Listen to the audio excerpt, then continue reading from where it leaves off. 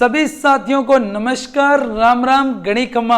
आप सभी साथियों का स्वागत करते हैं आपके अपने परिवार शिक्षा द्वार में।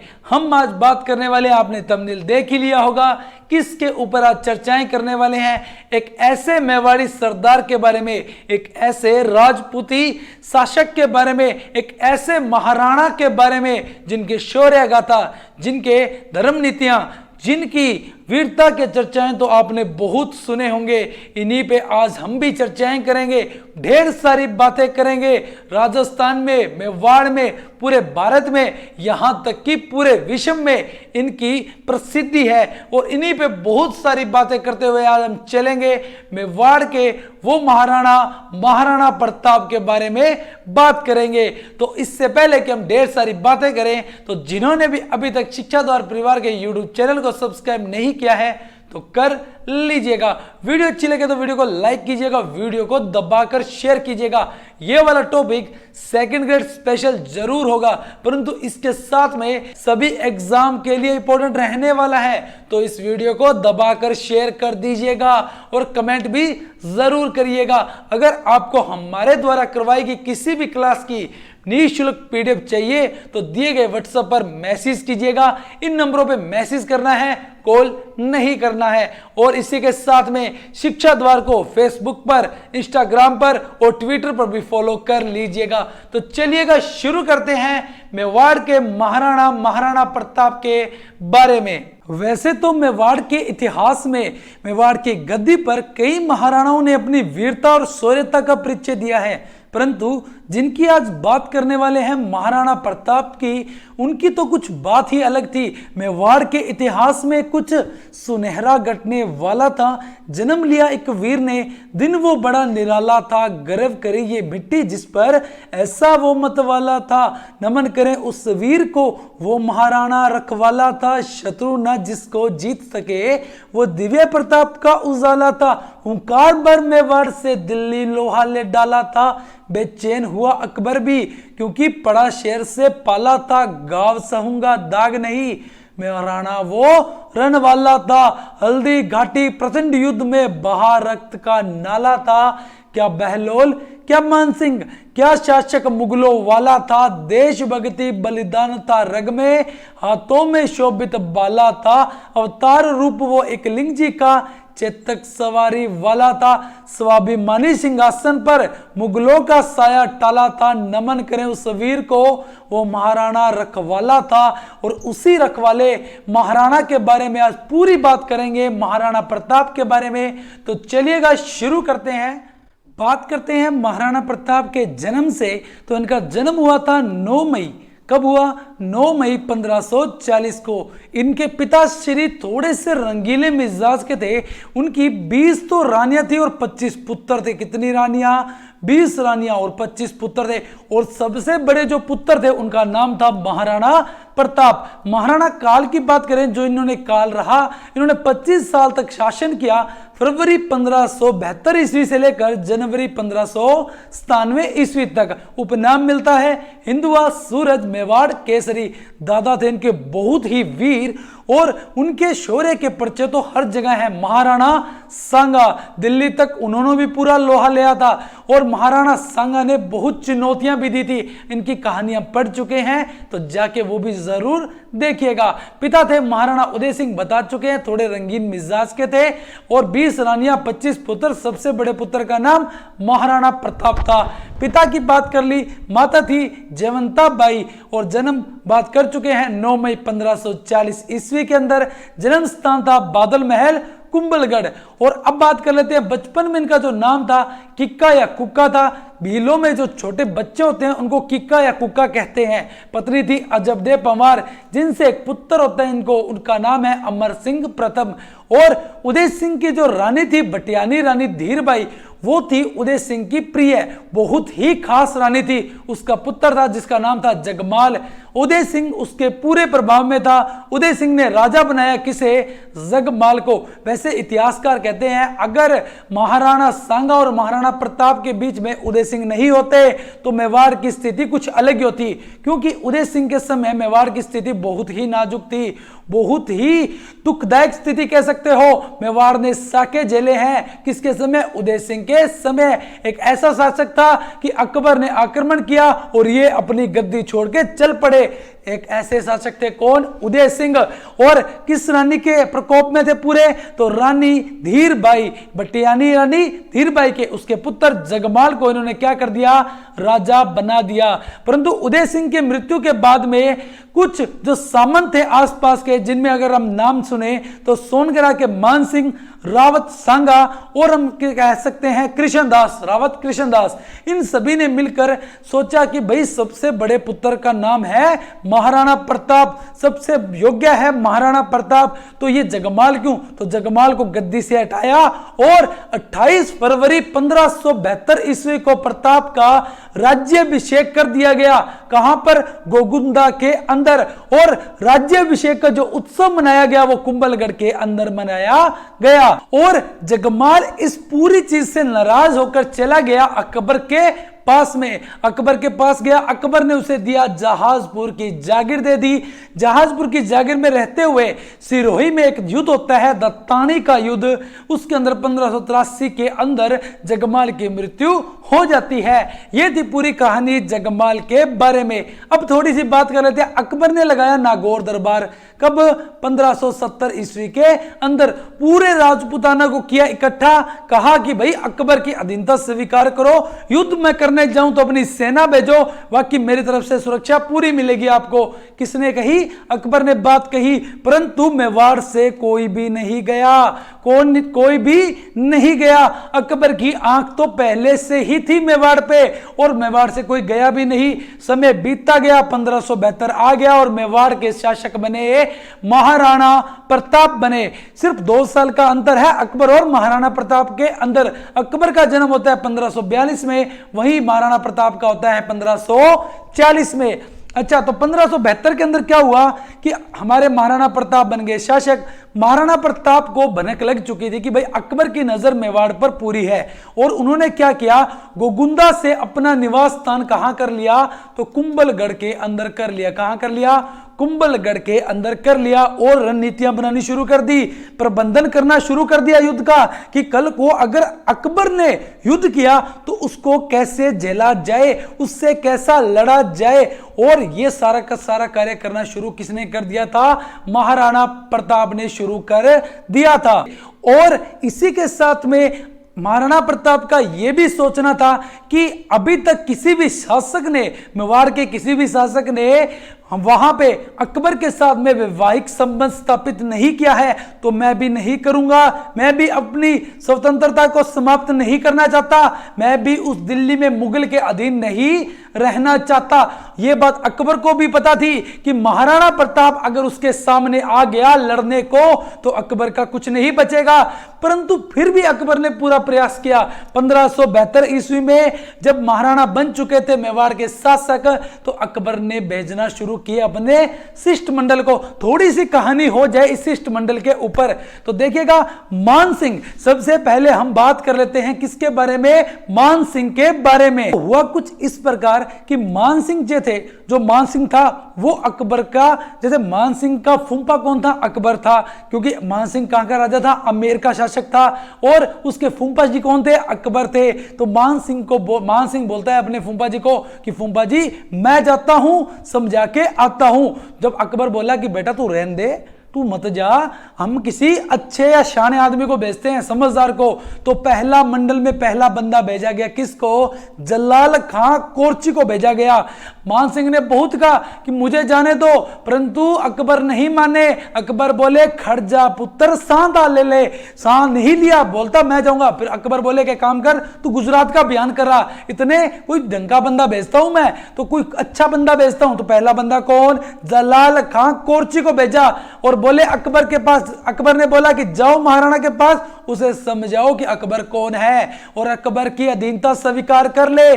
पर जलाल खां कोरची गया अकबर के कहने पर महाराणा प्रताप के पास में। महाराणा प्रताप बोले कि भाई कौन मानू, तू चाल हटो पुट्ठो। महाराणा प्रताप ने उसे वापिस भेज दिया। किसे? जलाल खां कोरची को। प्रस्ताव को अस्वीकार कर दिया।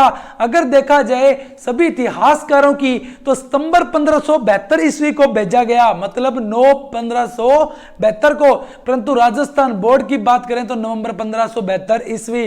दोनों आंकड़े आपके सामने हैं, आप इन दोनों को याद रख लीजिएगा। अब गुजरात अभियान के लिए गए हुए थे कौन? मान सिंह। तो अकबर, मान सिंह को पता लगा भाई जलाल खां गए, जलाल खां की तो होगी बेइज्जती, महाराणा नहीं माने। मान सिंह ने फोन मारा अपने फूफा को, फूफा जी अब जाया हूं, गुजरात तो आया हुआ हूं, मेवाड़ पास में ही पड़ता है, कहो तो अभी जा आता हूं, साथ में 2-4 भाई बंधु और है, इकट्ठे होके जाएंगे, क्या पता महाराणा मान जाए। ऊपर से हमारी बिरादरी का राजपूत है, हमारे साथ में रहने वाला बंदा है, क्या पता हम समझाएं तो बात बन जाए। ठीक है भाई, मान गए अकबर। अकबर ने मना किया, फिर भी मान गए, चलो ठीक है, बच्चा है, जवान खून है, क्या पता मनाई आए। तो राणा और मान सिंह की मुलाकात के कुछ चर्चों पर बात कर लेते हैं। मान सिंह गए मिलने किससे? गुजरात के अभियान से लौटते वक्त। किस किस में मिलती है हमें ये खबर? अकबरनामा और इकबाल नामा के अनुसार मान सिंह गुजरात से लौटते वक्त राणा से मिले। मान सिंह के साथ में थे शाह कुली खां, जगन्नाथ, राजगोपाल, बहादुर खां, लश्कर खां, जलाल खां भोज, और ये सारे किसके साथ थे? तो मान सिंह के साथ में थे। ये किसके अनुसार है? तो अकबरनामा और इकबाल नामा के अनुसार। आप कहोगे सर हमने तो इतना ही पढ़ा है, जमा भट्टो। अरे बिल्कुल, जमा भट्टो एकदम सही है, जलाल खां कोरची, मानसिक, भगवंत दास और टोडरमल बिल्कुल सही है। परंतु जब एग्जाम में चेतक के भाई का नाम पूछ सकते हैं तो कुछ भी पूछा जा सकता है। खासकर सेकंड ग्रेड के लिए अगर बन रही क्लास है तो सेकंड ग्रेड में तो कहीं से भी कुछ भी आ सकता है। बात कर लेते हैं गोपीनाथ शर्मा का जो मत है, सदाशिवकृत का जो राज रचनाकार व रणछोड़ भट्ट का जो अमर काव्यम के अनुसार राणा व मान सिंह की जो मुलाकात हुई थी वो गोगुंदा में मिले थे। इसका समर्थन कौन करता है? अबुल फजल भी करता है। किसका समर्थन करता है? कि राणा व मान सिंह कहां मिले? गोगुंदा के अंदर मिले थे। वही बात करें दयाल दास कृत राणो रासो, कौन सी? राणा रासो, रावल राणा री बात, किशोर दास कृत राजप्रकाश और सिसोदिया री बात के अनुसार राणा व मान सिंह की मुलाकात उदयपुर में हुई थी। वहीं अमर काव्य वंशावली और राज रत्नाकार के अनुसार उदय सागर पाल पर मुलाकात, उदय पिछोला झील के पास में उदय सागर पाल के ऊपर इनकी मुलाकात हुई थी। वहीं समय की पूछा जाए तो इतिहासकारों के अनुसार अप्रैल 1573 में और राजस्थान बोर्ड के अनुसार जून 1573 ईस्वी के अंदर है। वैसे तो इनमें बहुत सारे मत मिलते हैं कि भाई मान सिंह और राणा के बीच में अनेकों बात हुई है, परंतु जो सबसे मुख्य मत मिलता है वो ये है कि राणा ने मान सिंह को कहा कि भाई भोजन के लिए आमंत्रित किया। मान सिंह भोजन करने के लिए बैठ चुके थे, परंतु राणा महाराणा प्रताप नहीं आए थे।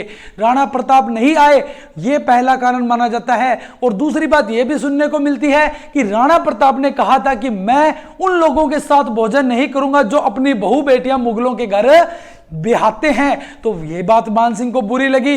मान सिंह ने उसी समय वहां से खाने की थाली को फेंका और बोला कि भाई राणा प्रताप, जिस दिन मैं आऊंगा ना, या तो तू अभी मान जा, नहीं तो मैं सेना लेके आऊंगा, तेरे को मानना ही पड़ेगा। अभियान करने आऊंगा तेरे ऊपर। गर्मा गर्मी हो चुकी थी बहुत ज्यादा वाली।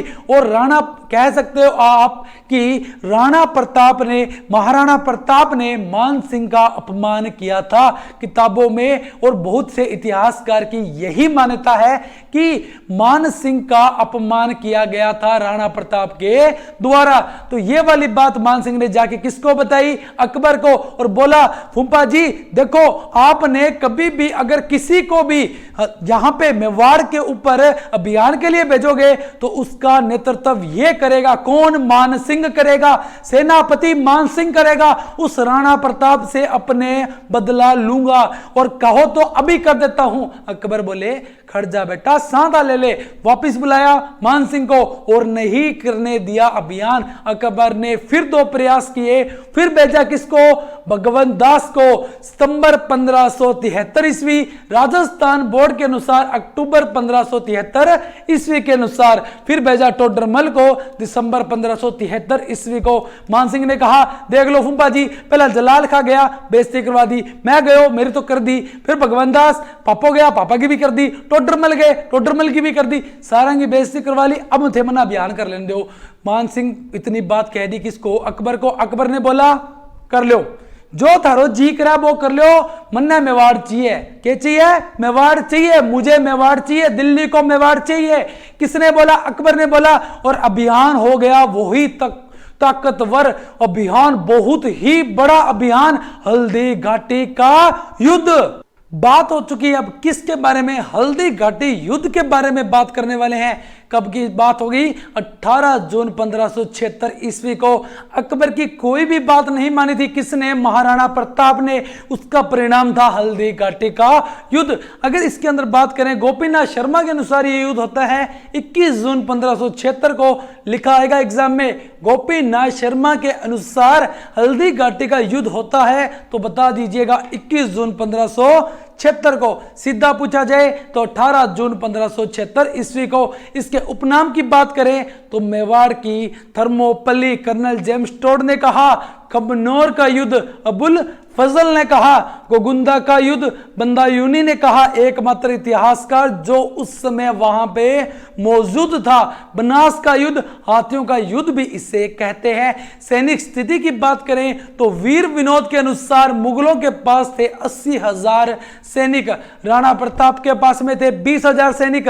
नैनसी रिखियात मुहन्नौत नैनसी के अनुसार 40,000 सैनिक थे किसके पास? मुगलों के पास। 9 से 10,000 सैनिक थे किसके पास? राणा के पास में। बंदायूनी के अनुसार 5,000 सैनिक थे और 3,000 घुड़सवार किसके पास थे? तो राणा के पास में थे। परंतु सभी की मान्यता देखी जाए, सभी के मान्यता देखी जाए तो उसके अनुसार 4:1 में मुगल और राणा का सैनिक अनुपात था।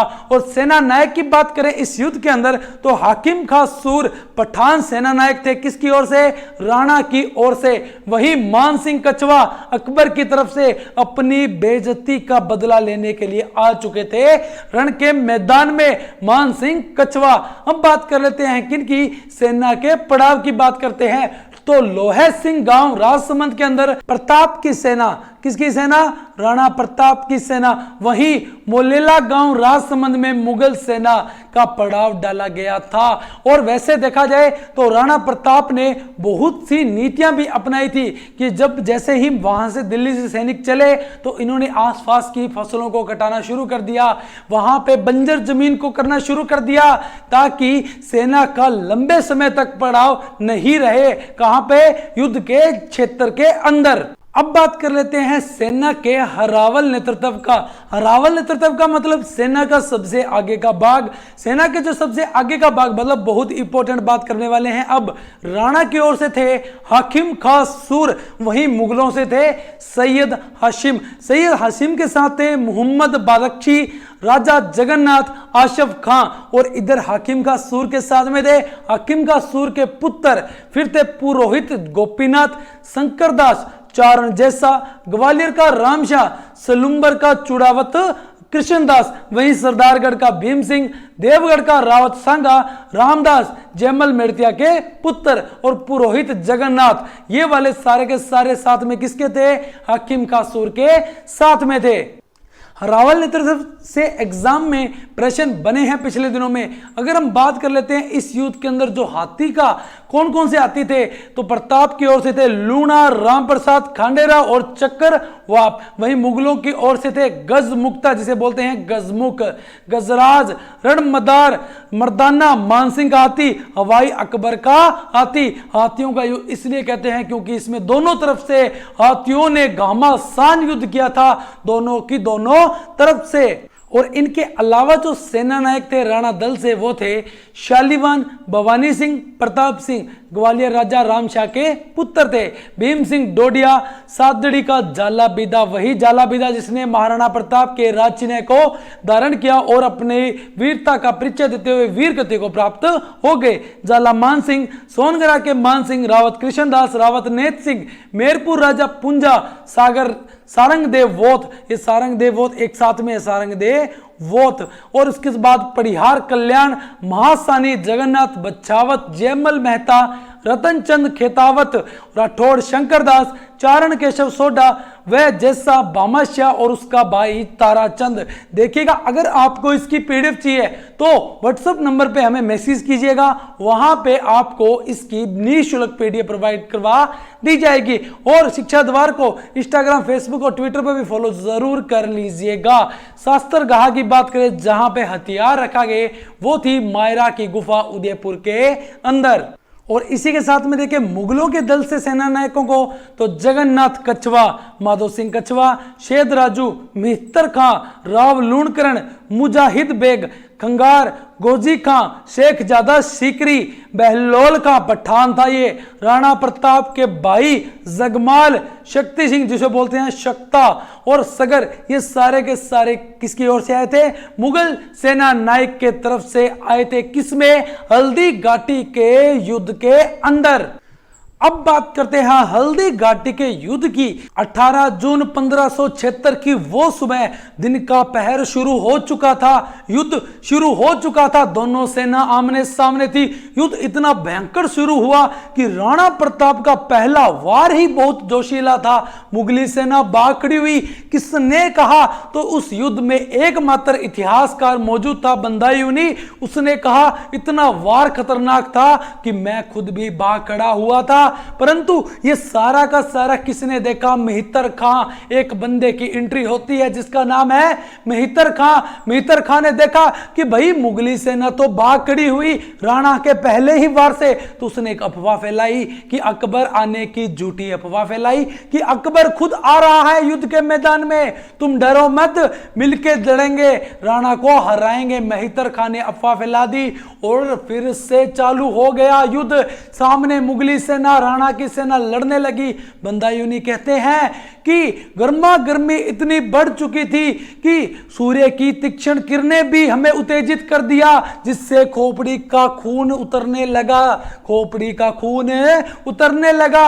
युद्ध में और जोश होने लगा, जोशीलापन पैदा होने लगा। फिर बंदायूनी कहते हैं कि भाई समझ में नहीं आ रहा कौन सा राजपूत हमारा है, कौन सा राणा का है। किससे बोले जाके? तो आसफ खान से जाके बोले कि भाई आसफ खान, समझ नहीं आ रहा कि कौन सा राजपूत अपना है, कौन सा राजपूत राणा का है। तो आसफ खान बोलता है, सुनिएगा आसफ खान का कथन, तुम तो अपना वार करते जाओ, चाहे जिस पक्ष का भी हो, मारा राजपूत ही जाएगा। इस्लाम को हर दशा में लाभ ही लाभ होगा। सारी सेना पर कंट्रोल वापस कर चुकी थी मुगल सेना, वापस युद्ध में आ चुकी थी। तभी क्या करते हैं? राणा की सेना से आते हैं लूणा, राम प्रसाद, ये हाथी उतार दी जाती है सेना ने और लड़ने को भेज दिया। इधर से लूणा हाथी आ गया, इधर से मद्दार आ गया, इधर से गजमुख आ गया। आमने सामने हाथियों का युद्ध हुआ। हाथी लड़े इस युद्ध में, इसलिए इसे कहते हैं हाथियों का युद्ध। और देखा जाए युद्ध में इतनी गर्मा गर्मी थी कि कहीं हाथी, कहीं घोड़े, कहीं सैनिक बहुत ही मात्रा में जोश से लड़ते जा रहे थे। कुछ समय के लिए तो लगा कि ना तीर चल रहा है, ना तोप का गोला चल रहा है, ना ही गोलियां चल रही है। यहां तो खंजर लिए हाथी सूंड में धरे तलवारों से युद्ध कर रहे हैं, कोई सैनिक नहीं, ये तो हाथियों का युद्ध चल रहा है। तभी प्रताप देखते हैं, क्या देखते हैं प्रताप, कि पूरी सेना को कंट्रोल कर रहा है मानसिंह हाथी पर बैठ के। और उसी समय महाराणा प्रताप के एक हाथी राम प्रसाद के जो महावत होते हैं उसको गोली लग जाती है और राम प्रसाद पर अधिकार कर लेते हैं, उसको संभाल लेते हैं, पकड़ लेते हैं, नियंत्रण कर लेते हैं मुगली सेना के महावत। प्रताप देखता है कि भाई सामने बैठा मानसिंह यहां पे गोलियां चला रहा है, गोले बरसा रहा है, तीर चला रहा है, नहीं रुक रहा, सब कुछ कंट्रोल कर रहा है। तभी एंट्री होती है महाराणा प्रताप की एक धमाकेदार चेतक के साथ में। चेतक जाता है हवा से भी तेज, देखिएगा ये दृश्य, हवा से भी तेज, हाथ में लिए भाला महाराणा प्रताप बढ़ते हैं किसकी ओर, मानसिंह की ओर। चेतक ने पूरा का पूरा सैनिकों का झुंड बनाया, तोड़ के कूद के निकला कौन, चेतक, और जाके हाथी के देखिएगा सूंड के ऊपर रखे दोनों पैर, महाराणा प्रताप ने चलाया भाला, सीधा दे मारा महावत के आर पार और मानसिंह हो गया बेशुद्ध। मानसिंह को समझ नहीं आ रहा था कि मेरे साथ क्या हो रहा है। मानसिंह को, महाराणा को लगा कि मानसिंह मारा गया और मानसिंह हो गया था, उस समय बेशुद्ध हो चुका था। मानसिंह को बिल्कुल भी होश नहीं रहा था कि प्रताप ने ये क्या कर दिया अचानक से। तभी क्या होता है कि ये देखिएगा यहां पे महाराणा जो मानसिंह का जो हाथी था इसकी सूंड पे बंधा हुआ था जहरीला खंजर, जो किसको लग जाता है, चेतक को लग जाता है और चेतक उससे घायल हो जाता है। परंतु रुका नहीं चेतक कभी भी और महाराणा प्रताप को ललकार देता है कौन, बहलोल खां। हुआ कुछ इस प्रकार कि लोगों की मान्यता थी उस समय कि कभी भी मुगलों पे कुछ आक्रमण या कुछ भी विपदा आती थी तो अफगान से पठान बुलाए जाते थे, और यह था पठान कौन, बहलोल खां। और पठान इस युद्ध में आ चुका था। किसने बुलाए थे, मुगलों ने बुलाए हुए थे। मुगल को, ये मुगलों का पठान बहलोल खां ललकारता है किसे, महाराणा प्रताप को। कहता है महाराणा प्रताप तू क्या लड़ रहा है मानसिंह के साथ, मेरे साथ लड़। तभी महाराणा प्रताप के पास में थी तलवार, तलवार निकाली और युद्ध का गहरा बनाया हुआ था इस प्रकार। हाथी था यहां, प्रताप था यहां, बहलोल था यहां। पूरे सैनिकों को निकलकर बाहर निकलकर बहलोल खां के पास में गया और तलवार से बहलोल खां को उसके घोड़े सहित काट दिया दो हिस्सों में। किसने, महाराणा प्रताप ने दो हिस्सों कर दिए। किसके, बहलोल खां के। किसके, उसके घोड़े के दो हिस्से कर दिए। और पठान, जो जिस पठान पे उनको गर्व था मुगलों पे, उस पठान के दो हिस्से पड़े थे हल्दी घाटी के युद्ध में। इसीलिए तो अकबर कभी सामने नहीं आया था महाराणा प्रताप के। पता था मैं 5 फुट का कहां सामना करूंगा, 6-7 फुट के महाराणा प्रताप के, कहां उसकी शौर्य और वीरता के सामने मैं टिक पाऊंगा, कहां उसके चेतक के सामने मेरे घोड़े मेरे हाथी काम आएंगे। देख सकते हो ये युद्ध का नजारा। सूरज का तेज भी फीका पड़ता है जब राणा तू अपना मस्तक ऊंचा करता है। थी राणा तुझ में कोई बात निराली, इसलिए अकबर भी तुझसे डरता था। यही थे वो महाराणा प्रताप, हमारे वीर महाराणा प्रताप। हुआ कुछ इस प्रकार की, चेतक हो चुका था घायल, युद्ध से निकल चुके थे बाहर महाराणा प्रताप। उसी समय झाला विदा राज्य चिन्ह धारण किया किसका, महाराणा प्रताप का। और महाराणा प्रताप चेतक के साथ में युद्ध से निकल चुके थे। चेतक घायल था पूरी तरह, मुगली सेना ने भी पीछा किया, परंतु पार कहां पड़ने वाली थी, चेतक के सामने। चेतक ने उस घायल स्थिति में भी नदी को कूद कर पार कर दिया, महाराणा को दूसरी नदी के ओर पहुंचा दिया और वहां पहुंच के चेतक गिर चुका था। चेतक नीचे गिर गया, वहीं चेतक की मृत्यु होगी। और आज भी बलीचा गांव के अंदर चेतक की समाधि है। और इसी सारे नजारे को कौन देख रहा था, महाराणा प्रताप का भाई शक्ति सिंह देख रहा था। अमर वाक्य वंशावली और राज प्रशस्ति के अनुसार बहुत इंपॉर्टेंट बात बता रहे हैं हम आपको कि अमर काव्य वंशावली और राज प्रशस्ति के अनुसार शक्ति सिंह ने राणा प्रताप से लज्जित होकर माफी भी मांगी थी। क्या कि मुझे माफ कर दे राणा, मुझे नहीं पता था कि ये सब कुछ हो जाएगा, तू इतने बड़े सम्राट से लोहा ले डाला तूने, मुझे माफ कर दे राणा। युद्ध में बचे तभी एक आपने सुना होगा, ये भी सुनने को मिलता है, और नीले घोड़े पर असवार। क्या सुनने को मिलता है? ओ नीले घोड़े पर असवार। ये शब्द किसके थे? शक्ति सिंह के थे, और इसी को सुनकर रुके थे महाराणा प्रताप, और माफी मांगी थी महाराणा प्रताप से। किसने? महाराणा प्रताप के भाई शक्ति सिंह ने। युद्ध में बचे हुए सैनिकों के साथ राणा पहुंचे, कोलियारी में पहुंचे, और घायलों का उपचार भी करवाया था। और जिन्हों जालापिता ने जो राज्य चिन्ह धारण किए थे, उनकी वीर गति में वो प्राप्त हो चुके थे इस युद्ध के अंदर। और बहुत से इतिहासकारों की यह मान्यता है कि जो पूरा का पूरा पक्ष रहा हल्दी घाटी का, वो महाराणा के ही पक्ष में रहा था। और रण क्षेत्र में जो बचने वाले थे, उनमें मुख्य नाम कृष्ण दास। कौन? रावत कृष्ण दास सलुंबर के। वही बात कर लेते हैं गाणे राव। किसकी? गाणे राव की बात कर लेते हैं। ये जो बचने वाले साथ में जो शासक थे महाराणा के, वो थे बामा शाह की बात कर लेते हैं। और इसी के साथ में बचे थे बामा शाह का भाई ताराचंद। ये मुख्य शासक थे जो राणा के उस युद्ध में बचे थे। और मानसिंह सैनिकों के साथ गोगुंदा पहुंचा। युद्ध का परिणाम महाराणा के पक्ष में रहा। बंदायूनी के अनुसार 500 आदमी रण क्षेत्र में वीर गति को प्राप्त हुए थे, जिसमें 120 मुसलमान थे, 380 हिंदू थे। और अबुल फजल कहता है कि 150 मुसलमान और 1500 शत्रु पक्ष आदमी मारे गए। दूसरी ओर से 500 आदमी मारे गए, 1500 नहीं 500 आदमी मारे गए, वहीं 150 मुसलमान मारे गए। अकबर ने युद्ध का जायजा लेने के लिए, इंपॉर्टेंट बात यह रह सकती है, अकबर ने युद्ध का जायजा लेने के लिए महमूद खां को भेजा। किसको? महमूद खां को भेजा। युद्ध का पूरा परिणाम अकबर के विरुद्ध रहा। इससे अकबर नाराज भी हुआ। किससे? मानसिंह से। और उसके बाद में अकबर की सेना ने राणा को ढूंढा भी, परंतु वह नहीं मिले। तब राणा कोलियारी के गांव के अंदर पहुंचे। वहां पे एक निकट कमलनाथ पर्वत था, उसके ऊपर आवरगढ़ को अपनी राजधानी भी बनाया। किसने? राणा ने। पूरा एकदम सुरक्षा से चल रहे थे। कौन? महाराणा प्रताप।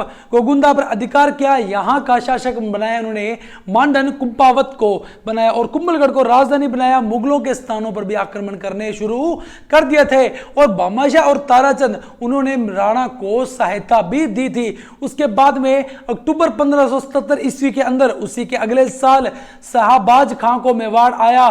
शाहबाज खां मेवाड़ आया, और उसके बाद फिर 78 में फिर से आया। कुंभलगढ़ पर उसने आक्रमण किया और कुंभलगढ़ पर अपना अधिकार कर लिया। और उस समय तक 1578 ईस्वी तक महाराणा वहां से चले जा चुके थे। कुंभलगढ़ का जिसका पूरा का पूरा भार संभाल के गए, वो थे बान सोनगरा व सिंधल पुसुजा वीरता को। और वो दोनों के दोनों वीरता से लड़ते हुए वीर गति को भी प्राप्त हो गए थे। 1578 और 1579 में भी शाहबाज खान ने और आक्रमण किए, परंतु असफल रहा। अब महाराणा को पकड़ना मुमकिन नहीं था, क्योंकि उसने रक्षात्मक पद्धति को अपना लिया था। बहुत ही सुरक्षा से चल रहे थे महाराणा प्रताप।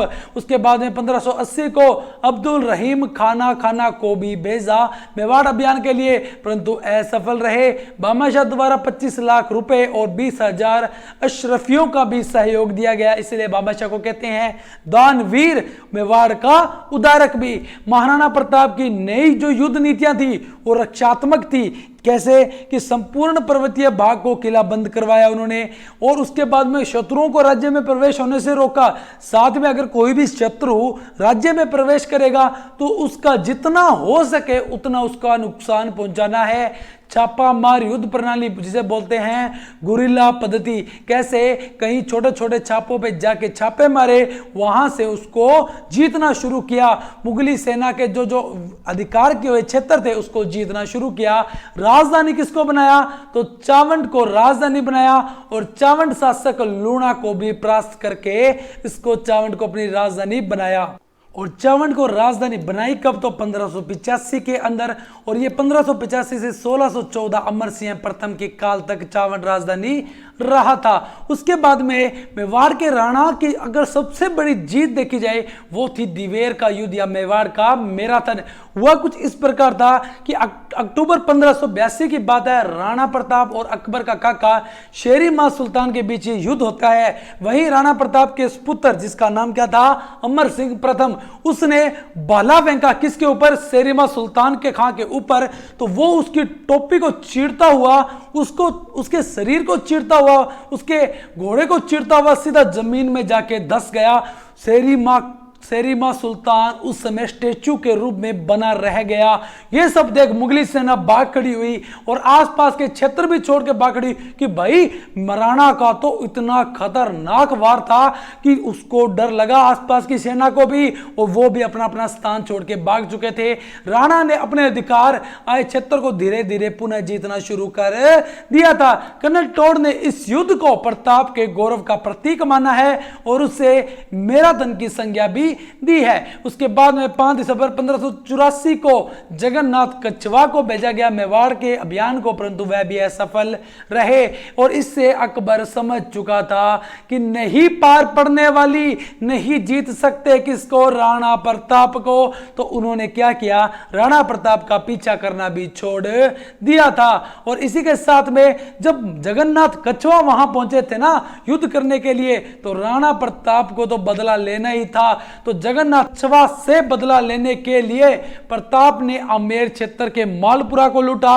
जालरा तालाब के निकट शिव मंदिर में नीलकंठ महादेव का मंदिर भी बनवाया, निर्माण करवाया। ये किन्होंने करवाया, तो महाराणा प्रताप ने करवाया था। ये बदला लिया गया था मेवाड़ पर आक्रमण करने का, और ये सब चीजें देख रहा था अकबर। अकबर को समझ आ चुका था कि अब नहीं पंगा लूंगा मैं किससे, महाराणा प्रताप से। और उसी समय से उसने महाराणा प्रताप का पीछा करना और मेवाड़ को जीतने के सारे सपने छोड़ दिए थे।